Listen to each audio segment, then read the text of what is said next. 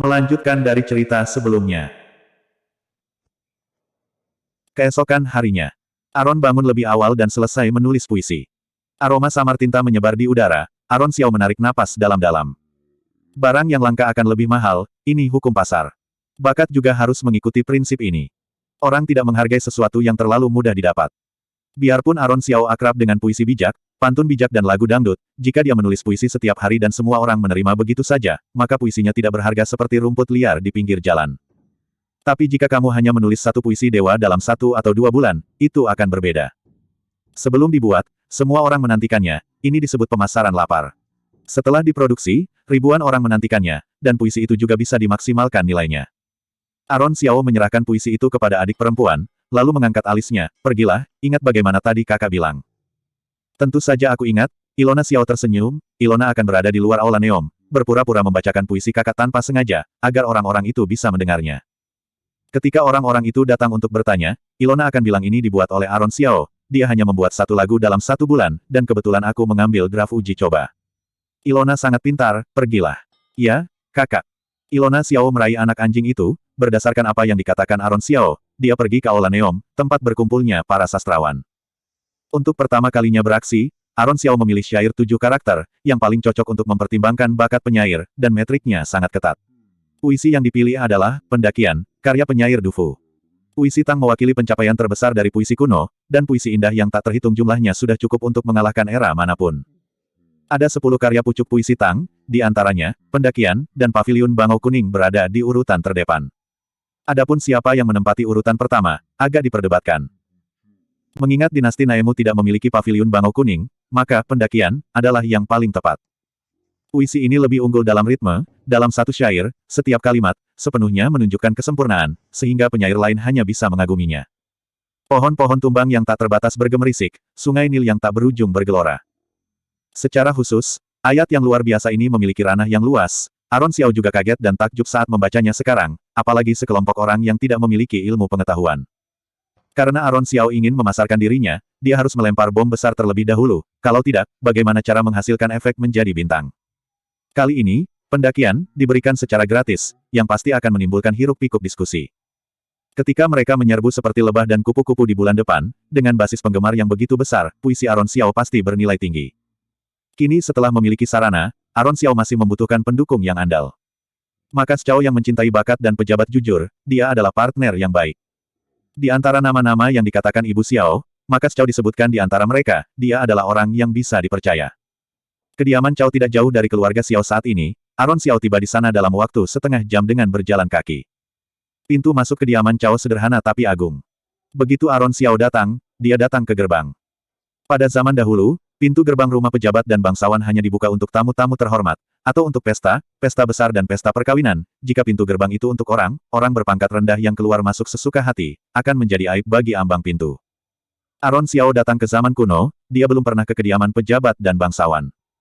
Sebagian besar saat di kediaman keluarga Qin, dia masuk melalui pintu belakang. Dia kebetulan tiba di kediaman Cao, di mana dia bisa menghargai budaya rumah kuno. Dia menyentuh binatang yang terbuat dari batu di pintu, dan dengan hati-hati mengidentifikasinya, tampak seperti harimau, berwarna kuning, memiliki surai, dan bulu di ujungnya mengembang, tidak diragukan lagi itu adalah singa batu.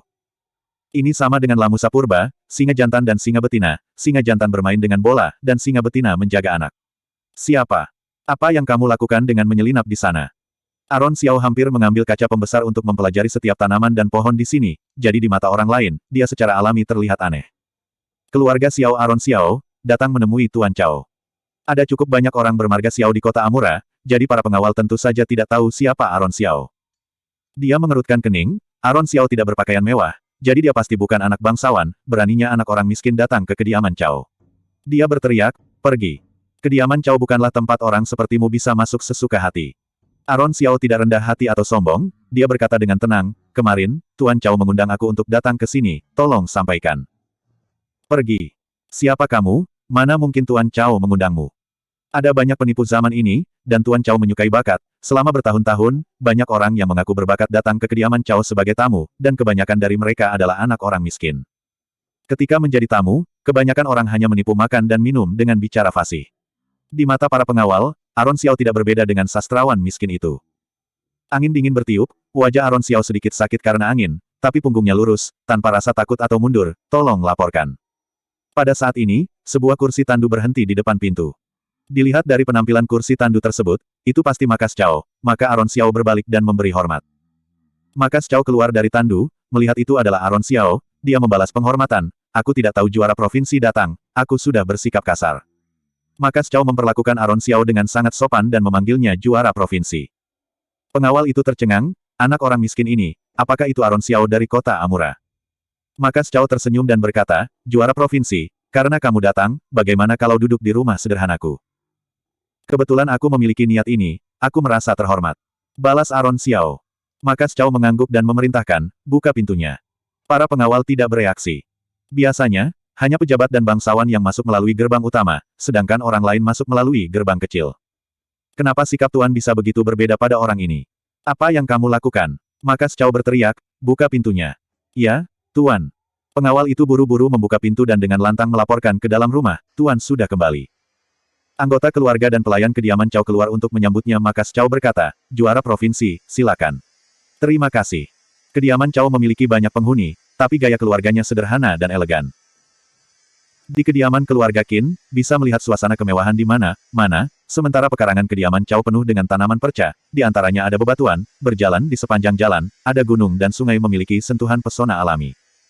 Pasti orang yang sangat elegan untuk menciptakan pemandangan yang sangat elegan ini. Pada abad ke-21, halaman ini pastilah sebuah rumah besar yang bernilai lebih dari 200 miliar. Aron Xiao tidak bisa menahan desahan, pegunungan hijau samar-samar tertutup air, rerumputan di selatan sungai Yangtze di musim gugur belum gugur. Markas Cao menghentikan langkahnya, kegembiraannya melampaui kata-kata, juara provinsi memiliki penglihatan yang bagus, begitu banyak orang datang ke rumahku, juara provinsi adalah satu-satunya yang bisa melihat bahwa ini adalah pemandangan Jiangnan, juara provinsi tahu segalanya, betapa menakjubkannya itu. Tuan terlalu memuji. Pemandangan di kediaman ini sangat indah, aku belum pernah melihatnya sebelumnya, jadi aku sangat terkesan. Aron Xiao mengatakan yang sebenarnya, sebagian besar taman kuno menghilang seiring perubahan zaman, dia hanya mengunjunginya di dinasti Naemu. Jika Yang Mulia Kaisar tahu bahwa juara provinsi bisa menikmati keindahan halaman ini, dia akan sama bahagianya denganku. Markas Cao mengundang Aron Xiao ke ruang kerja dan sedikit tersenyum. Aron Xiao bertanya-tanya, apakah taman kediaman Cao dirancang oleh Kaisar? Kaisar sibuk sekali, masih mengerjakan desain interior untuk menteri. Tampaknya Tuan Cao memenangkan kepercayaan Kaisar, itu bukan membual. Aron Xiao berjalan dengan elegan, melihat ke kiri dan ke kanan, dia tidak sungkan. Markas Cao juga tidak peduli, dia mendiskusikan tentang Aron Xiao dengan Kaisar Yang Mulia sepanjang malam, Kaisar Yang Mulia semakin menghargainya. Ujian negara dan ujian istana berikutnya, jika Aron Xiao juga bisa memenangkan juara pertama, tidak bisa dipungkiri bahwa dia dan Aron Xiao akan menjadi rekan kerja. Memiliki hubungan lebih dekat dengan Aron Xiao sekarang, itu akan lebih mudah untuk merekrutnya di masa depan. Ketika tiba di ruang belajar, Markas Cao memerintahkan seseorang untuk membawakan teh dan air, dia sangat perhatian. Juara provinsi datang sepagi ini, apakah ada sesuatu yang mendesak? Markas Cao adalah orang pintar yang membuka pintu untuk membicarakan urusan. Tentu saja ini bukan masalah yang mendesak. Karena Tuan Cao mengundang aku untuk datang, aku pun datang hari ini, jadi aku ingin meminta bantuan yang tidak masuk akal. Oh, juara provinsi, katakan, aku datang ke sini untuk meminta sebuah merek dagang pada Tuan. Merek dagang, mirip dengan izin usaha modern, bisnis hanya bisa dibuka kalau ada ini. Di dinasti Naemu tidak mudah mendapatkan merek dagang, hanya orang kaya dan berkuasa yang bisa mendapat merek dagang. Jika ingin mendapatkan satu merek dagang tambahan lagi, juga akan sangat sulit bagi orang kaya dan berkuasa. Berbisnis. Apakah kamu ingin berbisnis? Markas Cao sangat terkejut dan bingung, Yang Mulia Kaisar menghadiahinya 200 tael emas, itu cukup untuk membuatnya hidup nyaman dalam hidup ini. Aron Xiao tersenyum tipis, ya. Dari 4 kasta yaitu sarjana, petani, pengusaha, dan pedagang, pedagang menempati urutan terakhir. Biarpun dinasti Naemu tidak memandang rendah pedagang seperti kerajaan lain, tapi juga tidak menganggapnya serius. Aron Xiao adalah anak orang miskin, seharusnya mengabdikan dirinya pada karir resmi dengan benar, kenapa mau berbisnis? Aron Xiao memahami keraguannya, dan berkata, Tuan, aku mengerti bahwa semua orang mengatakan mereka sibuk hanya demi beberapa pecahan perak, malah lebih baik menjadi pejabat di pemerintahan. Tapi menurut aku justru beberapa pecahan perak inilah yang bisa menyelesaikan berbagai macam kepanikan di dunia, untuk memastikan kesehatan orang tua di hari tua, untuk menyekolahkan anak-anak kecil, dan untuk memuaskan kebutuhan pangan sekeluarga. Tuan Cao terkejut, Aron Xiao berkata lagi, aku tidak takut ditertawakan Tuan. Sebelum menjadi juara provinsi, aku, ibu dan adik perempuanku tidak bisa makan enak satu kali pun. Jika kondisi aku begitu, apalagi orang lain. Produktivitas pangan rendah, dan bisnis terbelakang, bagaimana kerajaan bisa tumbuh lebih kuat? Jika semua orang cukup makan, semua orang sekolah untuk mengetahui etiket, dan semua orang berbisnis, mengapa dinasti Naemu bukankah akan kaya dan kuat? Dinasti Naemu ingin menjadi kuat maka tidak bisa tanpa bisnis. Aaron Xiao mengubah konsep modern dan berdiskusi dengan Makas Chow untuk waktu yang lama. Ucapan ini mengejutkan Makas Chow yang membuatnya mengangguk berulang kali. Aaron Xiao memiliki ambisi yang besar, dia berbicara dengan fasih, menganalisis situasi saat ini di pemerintahan, dan tepat sasaran. Makas Chow sangat kagum, kalau Kaisar yang mulia memperkerjakannya, tidak akan salah. Jadi, urusan juara provinsi adalah meletakkan dasar mata pencaharian dinasti Naemu dan bersiap untuk keadaan darurat di masa depan. Bersiap untuk hari hujan, Aaron Xiao mengangguk, orang yang tidak memiliki rencana jangka panjang pasti memiliki kekhawatiran jangka pendek, apalagi kerajaan besar. Aku bersedia menjadi pelopor dan menulis sejarah baru milik Yang Mulia Kaisar dan dinasti Naemu. Makas Chow mengangguk, dan setelah beberapa saat ragu, juara provinsi, aku sangat tersentuh oleh hatimu. Tapi, pohon yang tinggi pasti akan dihancurkan oleh angin di hutan. Ada nasihat yang ingin kuberikan kepada juara provinsi, jangan membencinya. Aaron tersenyum dan memberi hormat, Tuan, silakan katakan, aku siap dididik. Merek dagang adalah masalah sepele, tapi juara provinsi harus berhati-hati dalam perkataan dan perbuatan. Hidup di kota Amura memang sulit, setiap langkahnya menakutkan. Jika kamu seorang perintis, harap pastikan untuk menahan diri. Makas Chow adalah orang yang berhati-hati dan bijaksana, kata-kata ini berniat baik. Aaron Xiao masih muda dan terlalu mencolok, jadi dia pasti akan menderita di masa depan. Terima kasih Tuan atas bimbingannya, tapi masa lalu dan masa kini selalu berubah, pasti ada orang yang meneteskan darah dan keringat, tak terkalahkan. Jika angin ingin menghancurkanku, aku akan menghadapi angin. Jika guntur ingin membunuhku, aku akan berdiri tegak. Aku tidak takut pada siapapun kecuali Yang Mulia Kaisar. Aaron Xiao terlalu berhati-hati dan rendah hati dalam kehidupan sebelumnya, dia bekerja selama bertahun-tahun tapi masih menjadi pemimpin tim di museum. Mereka yang bisa menyanjung orang sudah dipromosikan dan gaji mereka dinaikkan. Dalam hidup ini, jika dia masih mengambil jalan biasa di tempat kerja, bukankah dia akan hidup sia-sia lagi? Makas Chow kaget, adegan Aaron Xiao yang berangkat di tengah hujan untuk menghadiri ujian desa hari itu terlintas di benaknya lagi. Sepertinya dia itu naga yang mendapatkan awan dan hujan, dia bukanlah ikan di kolam. Di masa depan, Aaron Xiao pasti luar biasa. Aku hidup selama bertahun-tahun dan bertemu banyak sastrawan. Hanya juara provinsi yang menyentuhku sedikit.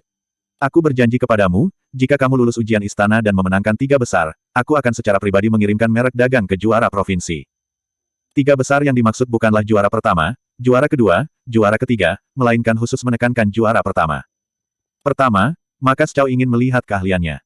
Kedua, bisa dibilang persuasi yang bijaksana, lagi pula berbisnis bukanlah usaha yang membanggakan. Dia berpikir bahwa Aaron Xiao akan terlihat murung, tapi di luar dugaan, Aaron Xiao sangat gembira, seolah juara pertama sudah diperoleh. Terima kasih, Tuan. Aku harus mempersiapkan ujian dengan giat dan memenuhi harapan Tuan. Aku sudah banyak mengganggu hari ini, aku akan pergi dulu, lain kali baru berkunjung lagi. Pergilah. Setelah melihat Aaron Xiao pergi, Makas Chow menulis surat tulisan tangan dan memerintahkannya untuk dikirim ke istana. Aaron Xiao mendapat janji ini, dia dalam suasana hati yang bahagia, jadi langkahnya cepat. Dia tidak perlu mempersiapkan diri untuk ujian negara dinasti Naemu berikutnya, karena konten ujian negara adalah kaligrafi dan aritmatika. Mengenai kaligrafi, nilai Zenov Xiao di masa lalu tidak terlalu bagus, tapi dia memiliki tulisan tangan yang indah, jadi Aaron Xiao beruntung, dia tidak perlu khawatir dengan kaligrafi. Aritmatika adalah matematika kuno, juga disebut matematika. Matematika adalah mata pelajaran penting di zaman modern. Aaron Xiao memiliki beberapa pengetahuan tentang karya matematika modern seperti perkalian, pertambahan, dan pembagian. Yang paling penting adalah biarpun matematika kuno dimulai lebih awal. Tetapi tidak bisa menandingi matematika modern, yang lebih praktis daripada matematika kuno. Aaron Xiao adalah orang yang pernah belajar di universitas, tentu saja akan memudahkannya di ujian istana. Aaron Xiao tidak mau menggertak orang lain, tapi dinasti Naemu benar-benar ketinggalan zaman. Aaron Xiao yang sedang dalam suasana hati yang baik merasa santai dan berjalan-jalan di sekitar kota Amura untuk melihat di mana toko akan dibangun di masa depan. Hahaha. Haha, lihat matanya bengkak seperti bakpao. Suara tawa dan makian datang dari pinggir jalan. Sekelompok anak laki-laki bangsawan seperti sedang bermain dengan binatang, kadang meninju dan menendang, kadang tertawa. Ada banyak orang yang menonton, menunjuk dan mengerutkan kening. Kecuali sekelompok remaja itu, tidak ada yang senang. Aaron Xiao masuk dari kerumunan, datang ke belakang sekelompok remaja itu, dia melihat lebih dekat, yang mereka tendang itu bukan binatang, tapi manusia. Berhenti. Teriak Aron Xiao dengan marah, suaranya seperti semburan genta, sekelompok pemuda bangsawan tiba-tiba menoleh untuk melihat siapa yang berani mengganggu minat mereka. Pria yang dipukuli itu bertubuh tinggi, tapi dia tengkurap di tanah seperti binatang, hidungnya membiru dan matanya bengkak, mulut dan hidungnya berdarah. Aron Xiao berkata dengan dingin, di depan Kaisar, kalian sangat lancang. Seorang pemuda berpakaian mewah merasa tidak puas dan hendak menonjol, tapi ditarik kembali oleh orang lain, orang ini tidak boleh diprovokasi, dia. Siapapun dia. Tuan muda yang ditarik itu mengangkat bahu dengan sikap menghina, dengan wajah gembira, seolah-olah dia melihat mangsa lain, bisakah kamu mengendalikanku? Apakah kamu tahu harga ikut campur? Minggir. Jangan ganggu minatku, atau aku akan menghajarmu juga. Remaja yang mengenali Aron Xiao di sebelahnya sedikit cemas. Dia menghadiri perayaan kediaman keluarga Qin kemarin. Aron Xiao ini adalah seseorang yang bahkan tidak takut dengan Tuan Song. Dengan dukungan Kaisar yang mulia di belakangnya, dia benar-benar tidak bisa disinggung. Tapi teman kecilnya tidak membiarkannya berbicara. Bocah sombong itu menunjuk ke arah Aron Xiao, mengapa kamu tidak berbicara? Apakah kamu takut? Hah? Bukankah kamu gila dan ikut campur dalam urusanku? Anak laki-laki ini tidak setinggi bahu Aron Xiao, tapi dia sangat merajalela di usia remaja. Aron Xiao tidak peduli apakah dia mampu memprovokasi sekelompok orang ini, jika dia tidak menyelamatkan orang, orang di lapangan mungkin akan terbunuh. Melihat kematian tanpa bantuan, hati nurani dia tidak tenang. Aron Xiao berkata kepada tuan muda yang sombong, aku datang ke kota Amura untuk pertama kalinya, dan tidak tahu cara menulis kata takut. Ah, sangat sombong. Tuan muda itu mengira ada yang salah dengan telinganya, dia menggoyangkan kakinya dan menunjukkan momentum memukuli seseorang barusan, saudaraku, ayo maju bersama. Setelah selesai berbicara, selain yang lain, hanya tuan muda itu ini yang mengangkat tangannya dengan jujur. Tidak boleh. Dia adalah Aron sang juara provinsi. Teman kecil itu tidak bisa menahan diri untuk tidak berteriak.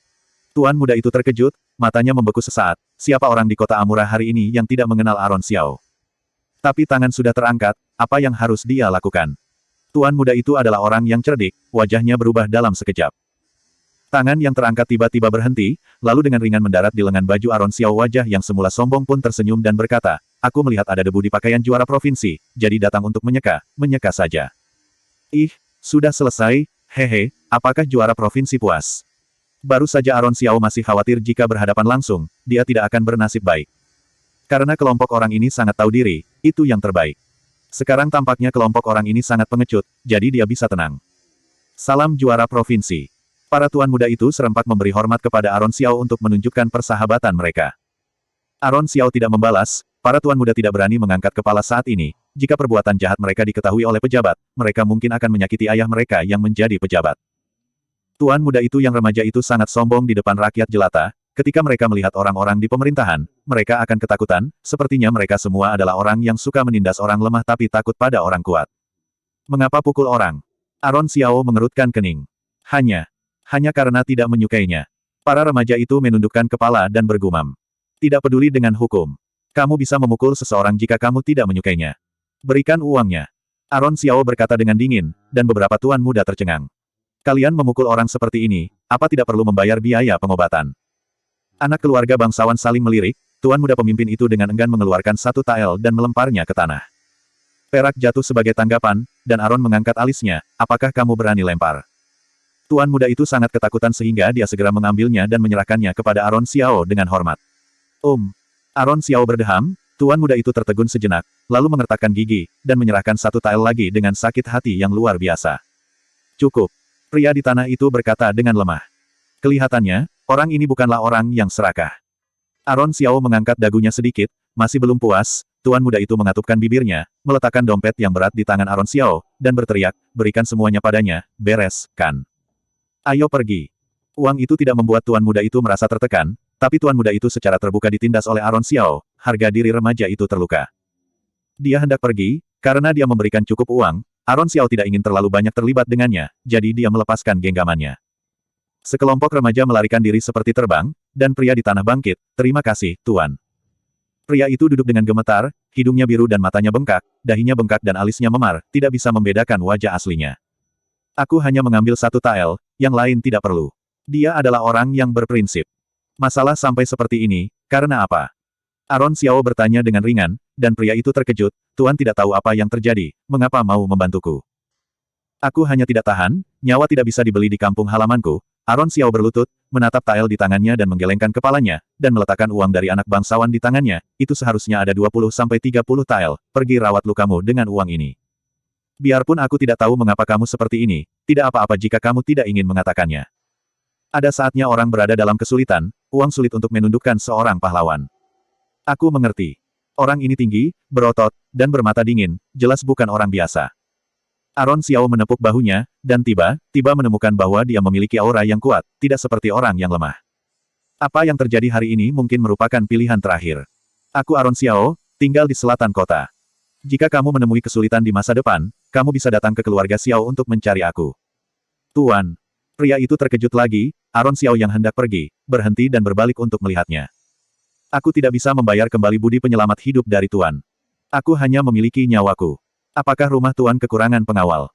Mata Aron Xiao cerah, auranya meningkat dan penuh energi. Jika kamu datang, aku tidak akan kekurangan. Pria itu mengerti, dia bersujud dan berkata, terima kasih. Dia mengerti segalanya, Aron Xiao cukup puas, setelah kamu pulih dari cederamu, masuk kerja. Masuk kerja. Pria itu membuka mulutnya sedikit ragu, tidak mengerti apa yang dia maksud. Oh, datang saja ke keluarga Xiao sebagai pengawal. Baik. Pria itu mengangguk, aku Mutono Wei. Di masa depan, tolong Tuan ajari lebih banyak lagi. Mutono. Dengan nama yang begitu berbobot, Aron Xiao semakin yakin bahwa Mutono Wei bukanlah orang biasa. Saling mengajari. Aron Xiao memberi hormat dan berjalan pergi dengan mengibaskan lengan bajunya. Dia datang dan pergi dengan tergesa-gesa, bahkan tanpa menanyakan alamat atau situasi Mutono Wei, seolah-olah dia tidak takut dia melanggar janji sama sekali. Mutono Wei menyaksikan Aron Xiao menghilang ke kerumunan, dan bersujud dengan berat. Aron Xiao bergegas pulang, dan di sepanjang jalan, dia mendengar banyak sastrawan mendiskusikan pendakian. Sebagian besar sastrawan mengaguminya dengan tulus, dan terkadang beberapa orang yang sinis menganggap Aron Xiao terlalu mencolok. Begitu, pendakian keluar, selain berbicara tentang puisi, orang terpelajar tentu saja tidak bisa menghindari dari mendiskusikan tentang Aron Xiao. Keluarga Xiao mengalami penurunan selama bertahun-tahun, baru muncul Aron Xiao yang sedikit menjanjikan, tapi itu tidak bisa mencapai banyak hal. Masuk akal. Di ujian desa, dia memenangkan posisi teratas, apa yang bisa dibanggakan. Berikutnya adalah ujian negara, aku khawatir dia tidak akan bisa lulus ujian negara. Mengapa kamu mengatakan itu? Orang lain bertanya dengan rasa ingin tahu, Aron Xiao menjadi pusat perhatian sekarang, mengapa bilang dia tidak mampu? Aku mencari tahu tentang Aron Xiao, dia gagal dalam ujian desa sebelumnya selama 3 tahun berturut-turut, dia sudah tertinggal dalam matematika. Gagal di ujian desa, maka tidak perlu mengikuti tes matematika ujian negara. Semua orang tiba-tiba menyadari, dan tertawa terbahak-bahak, hahaha. Aron yang lewat memutar matanya, dia tidak menganggap serius kelompok bajingan ini yang bahkan tidak tahu tabel perkalian. Kedai Jiuxi merupakan tempat berkumpul favorit orang terpelajar. Sebuah gosip bisa menyebar ke seluruh kota Amura dalam waktu kurang dari 2 hari di sini. Aron Xiao, pendakian, pertama kali mengejutkan semua orang, dan kemudian, berita bahwa Aron Xiao sangat buruk dalam matematika menyusul. Semua orang mengagumi kekuatan puisinya, dan menertawakan aritmatikanya yang buruk. Evaluasi dua sisi yang berbeda ini membuat banyak orang menghela nafas dengan penyesalan. Aron Xiao sangat berbakat, tapi dia tidak pandai berhitung, jadi dia hanya bisa berhenti di ujian negara. Baik dan buruk, reputasi Aron Xiao menyebar lebih cepat dari yang dia bayangkan, terlalu banyak orang yang membicarakannya. Bahkan anak-anak jalanan tahu bahwa juara ujian desa kurang kompeten dalam bidang tertentu. Dia tidak pernah mengambil kelas matematika selama bertahun-tahun, dia akan segera gagal. Hahaha. Dalen Qin baru saja kembali dari sekolah swastanya ketika dia mendengar tentang ketidakmampuan Aron Xiao dalam aritmatika. Dalen Qin dan Kaan Qin pandai matematika, ada guru yang memberi mereka kelas kecil setiap hari. Bagi mereka, soal matematika ujian negara berada dalam kemampuan mereka. Dalen Qin datang ke halaman Aron Xiao, melihat Aser membersihkan sendirian, dia berteriak, Aron Xiao tidak ada di sini lagi. Dia adalah menantu yang sudah dibeli, jadi dia harus tinggal di kediaman keluarga Qin. Seorang menantu berlari keluar seperti anjing liar setiap hari, apa dia masih memandang kediaman keluarga Qin? Aser memberi hormat dengan gentar, dia tahu bahwa Aron Xiao tidak akan kembali, dia takut Dalen Qin akan membuat kekacauan besar, Aser tidak punya pilihan selain berbohong, tuan muda ketiga, tuan menantu baru saja keluar untuk membeli barang, dia akan menjadi segera kembali. Dalen Qin menendang Aser, bajingan. Apa kamu pantas berbicara denganku? Apakah aku bertanya padamu? Aser mencengkeram perutnya yang sakit menusuk, menggertakkan giginya kesakitan, mengangguk dan berkata, ya, hamba yang tidak sopan. Tuan menantu memang tidak ada di sini, tuan muda sebaiknya kembali lagi nanti. Kalimat biasa itu tidak tahu bagaimana menyodok amarah tuan muda Dalen Qin lagi, dia menendang lebih kuat dari sebelumnya ke arah Aser lagi, aku bisa melakukan apapun yang kuinginkan. Tidak perlu kamu mengatakannya. Aku akan menunggu Aron Xiao di sini. Aku ingin lihat kapan anjing liar ini kembali. Melihat jari kaki hendak menyapu lagi, Acer tidak berani bergerak. Sebagai hamba, tuannya marah maka dia hanya bisa menahannya. Pada saat ini, Dalen Qin tiba-tiba ditarik oleh seseorang, bukan hanya kakinya meleset, dia hampir terhuyung, dan jatuh ke tanah. Dalen Qin sangat marah sehingga dia berteriak, siapa yang menarikku? Di belakangnya, Aron Xiao berdiri di belakangnya dengan segenggam rumput dan tersenyum. Kebetulan sekali, mengapa adik ketiga datang ke sini? Acer, kenapa kamu tidak pergi menuangkan teh? Rerumputan di tangan Aron Xiao disebut absintus. Absintus mekar di bulan Oktober, itu termasuk serbuk sari yang diserbuki angin. Yang disebut serbuk sari yang diserbuki angin mengacu pada partikel serbuk sari yang diproduksi oleh tumbuhan dan disebarkan oleh angin. Selama absintus mekar, serbuk sari akan berterbangan di langit, penderita alergi akan mengalami gatal dan ketidaknyamanan, tidak ada obat untuk meredakannya, satu-satunya cara adalah menunggu gejala alergi hilang secara otomatis. Untunglah, Dalen Qin alergi. Untuk menemukan absintus terbaik, Aron Xiao menghabiskan sejumlah uang. Ya, hamba akan menuangkan teh sekarang. Acer mengangguk, dan menyelinap ke kamar seolah-olah dia bisa melarikan diri dari cengkeraman tangan iblis. Di masa lalu, Aron Xiao tidak memiliki ekspresi di wajahnya, tapi hari ini dia terlihat seperti seorang senior yang lembut dan peduli. Sejak aku memenangkan juara provinsi, hanya adik ketiga dari kediaman keluarga Qin yang selalu datang mengunjungi aku di halaman kecil ini. Benar-benar menyentuh. Ayo, masuk minum teh. Setiap kata dan setiap kalimat Aron Xiao, di telinga Dalen Qin, terdengar seperti musang yang mengucapkan salam tahun baru kepada seekor ayam, tidak ada niat baik. Kakak ipar tidak memiliki benda lain untuk berterima kasih, ini saja untukmu. Aron Xiao tersenyum lembut, dan memasukkan absintus ke tangan Dalen Qin. Tiba-tiba, Dalen Qin sangat ketakutan sehingga dia tanpa sadar membuangnya. Aron Xiao menggosok rumput dengan kuat di dada Dalen Qin untuk menunjukkan ketulusannya, jangan sungkan, jangan terlalu sungkan, absintus di kampung halaman kakak ipar melambangkan keberuntungan. Dalen Qin mengerutkan kening, dan melemparkan rumput ke tanah, dari mana datangnya rumput liar. Apa layak menodai tubuhku? Aron Xiao, aku datang untuk memperingatkan kamu hari ini bahwa kamu sebagai menantu dari kediaman keluarga Qin, tapi kamu tidur di luar. Hati-hati merusak reputasi kakakku. Sebaiknya kamu segera pindah kembali, atau aku akan menghancurkan keluarga Xiao. Sikap begitu mendominasi membuat Aron sedikit tidak senang. Dia menyesap teh, dan berkata dengan santai, Dalen Qin, aku kakak ipar kamu harus berhati-hati saat berbicara. Dalam keluarga bangsawan, sopan santun tidak bisa diabaikan. Kamu berteriak tidak sopan di sini, kalau mengganggu leluhur, hati mungkin nenek moyangmu tidak akan memberkatimu. Halaman kecil ini tidak jauh dari aula leluhur keluarga Qin. Dalen Qin terkejut, lalu berteriak, bah. Apa kamu pantas menjadi kakak iparku? Aku. Begitu kata-kata itu selesai, Dalen Qin tiba-tiba merasa panas di sekujur tubuhnya, wajahnya panas, seolah-olah semut merayap di sekujur tubuhnya. Dia menggaruk, tapi semakin gatal. Pelayan pria Dalen Qin berseru, Tuan muda. Wajahmu. Wajah Dalen Qin bengkak dengan benjolan, gejala alergi yang khas. Aron Xiao sedikit tersenyum, memberi isyarat kepada pelayan pria dan berkata, lihat, leluhur keluarga marah. Adik ketiga tidak menghormatiku sebagai kakak ipar, kamu menyinggung leluhur keluarga, kenapa kamu tidak pergi ke aula leluhur untuk mengaku bersalah? Apa? Omong kosong apa yang kamu bicarakan? Dalen Qin tidak percaya, tapi tubuhnya semakin gatal, dia sangat marah sehingga dia menghentakkan kakinya dengan panik, mencoba mengeluarkan serangga dari tubuhnya. Tuan muda, tidak ada serangga di tubuhmu. Pelayan pria hendak menangis, ayo pergi ke aula leluhur. Itu ide yang bagus. Aron Xiao mengangguk tanpa melihat ke arah Dalen Qin. Dalen Qin berteriak dengan dingin, aku akan datang untuk menyelesaikan masalah denganmu nanti. Ayo pergi. Dalen Qin bergegas keluar dari halaman kecil, dalam beberapa langkah, tuan muda yang lembut itu akhirnya menangis, aku yang salah. Ayo pergi. Cepat pergi ke aula leluhur. Aron Xiao mencibir, Dalen Qin adalah harimau yang terbuat dari kertas, Acer, bakar rumput ini. Acer mengangguk, mengambil pelaku kejahatannya di tanah, melemparkannya ke kompor dapur kecil, dan membakarnya hingga bersih. Tuan, kenapa Tuan muda bisa begini? Dalen Qin pergi sambil menangis dan melolong, Acer langsung merasa lebih bahagia. Trik kecil, dia menangis terlalu dini sekarang, kurasa dia harus menangis selama 3 hari 3 malam. Kedepannya, Tuan muda ketiga tidak akan berani membentak Tuan menantu lagi, kata Acer gembira. Dalen Qin tidak pernah menderita keluhan apapun di rumah, tapi kali ini dia menderita kerugian konyol, dia tidak bisa mengadu. Aron Xiao mengangguk puas dan berkata, ayo pergi. Tuan, kamu mau kemana? Acer kaget, dia hendak memasak untuk Tuan menantu, tapi Tuan menantu tidak berniat untuk tinggal. Ikut aku kembali ke keluarga Xiao, oh, apa kamu mau tinggal di sini? Aron Xiao kembali kali ini khusus datang untuk menjemput Acer, memberi pelajaran pada Dalen Qin si bajingan kecil itu hanya sekalian. Aser adalah seorang budak dari kediaman keluarga Qin. Aser meminta maaf, Aser seharusnya mengabdi pada tuan menantu di kediaman keluarga Qin. Jika meninggalkan kediaman keluarga Qin tanpa izin, itu artinya melarikan diri dan hukumannya adalah hukuman mati.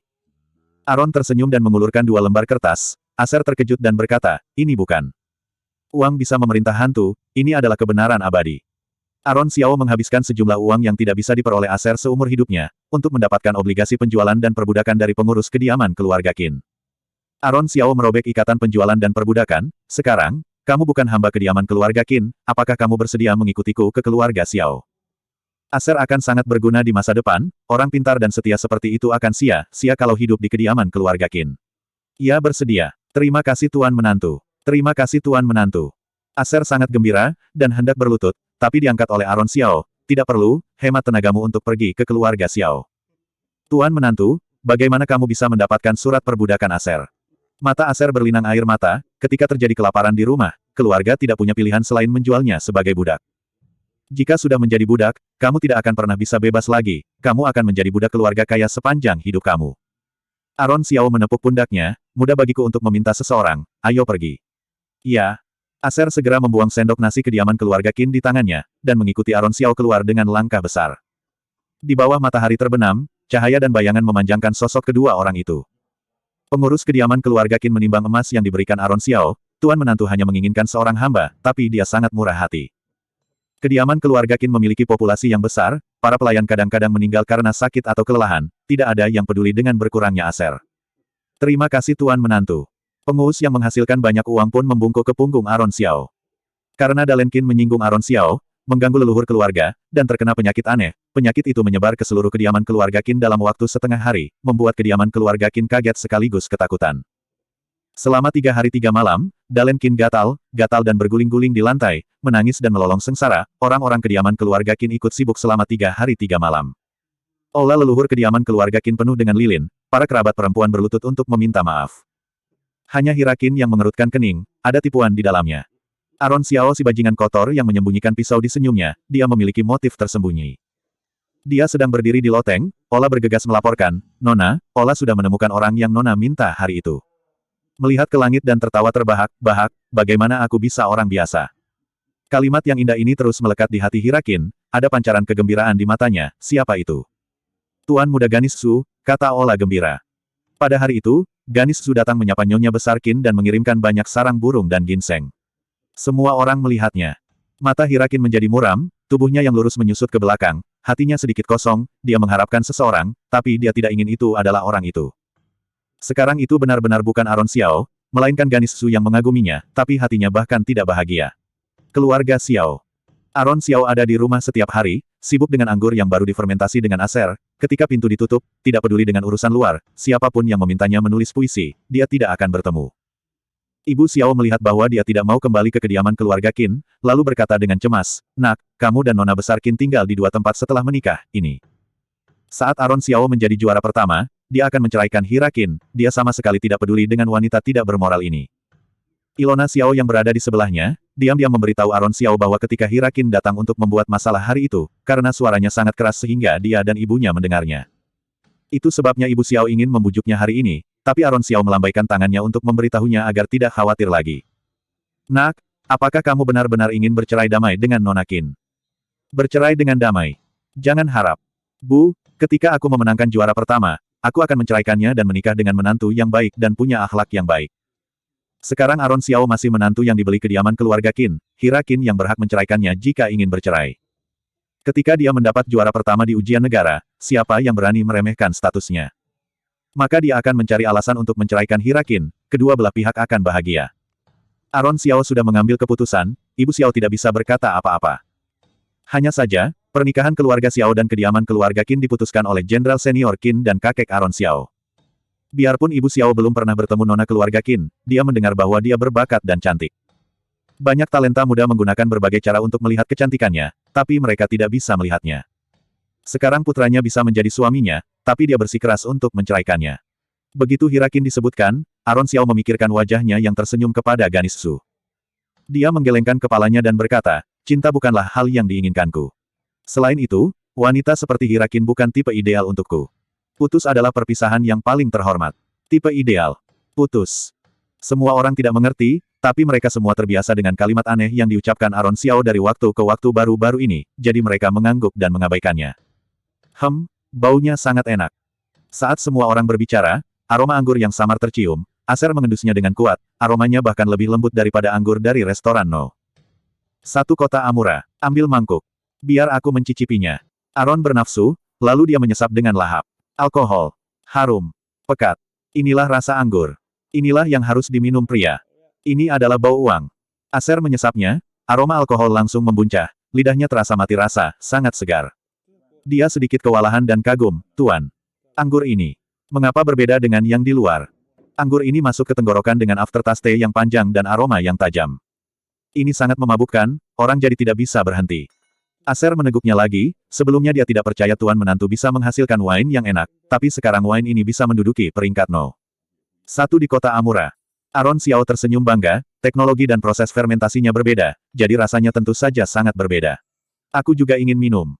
Ilona Xiao tersenyum saat mencium aromanya, kakak, aku juga, mau. Ayo.